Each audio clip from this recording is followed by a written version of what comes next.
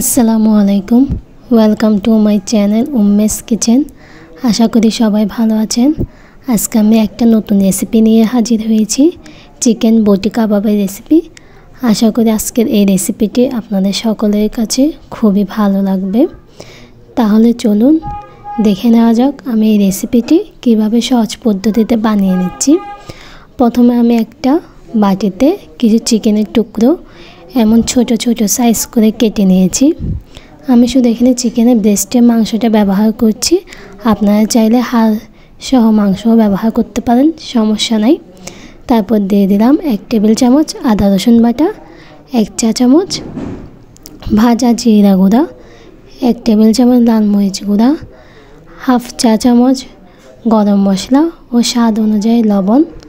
আর এখন দিয়ে দেবো আমি 1/3 কাপের পরিমাণ টক দই দিয়ে চিকেনের সাথে সবগুলো মশলাকে একসাথে ভালোভাবে মেখে নিচ্ছি।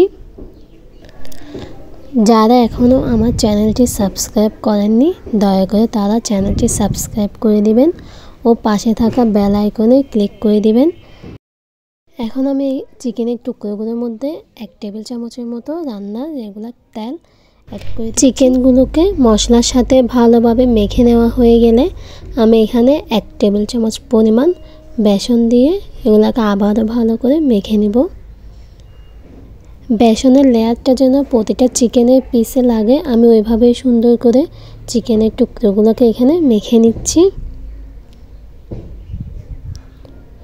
বেসন দিয়ে মেখে নেওয়া হয়ে গেলে আপনারা এটাকে ম্যারিনেট করে আধা ঘন্টার জন্য রেখেও দিতে পারেন। আমি এটাকে আধা ঘন্টার জন্য রেখে দিলাম। তারপর আধা ঘন্টা পর এখানে কিছু আমি স্টিক নিয়ে নিয়েছি। এই স্টিকের মধ্যে একটা একটা করে চিকেনের টুকরো আমি গেঁথে দিব।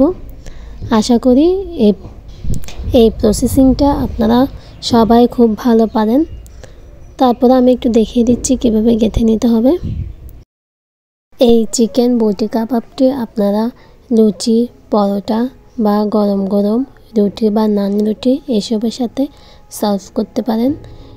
যা দিয়ে খাবেন না কেন এই বটি কাবাবটা খেতে খুবই অসাধারণ লাগে।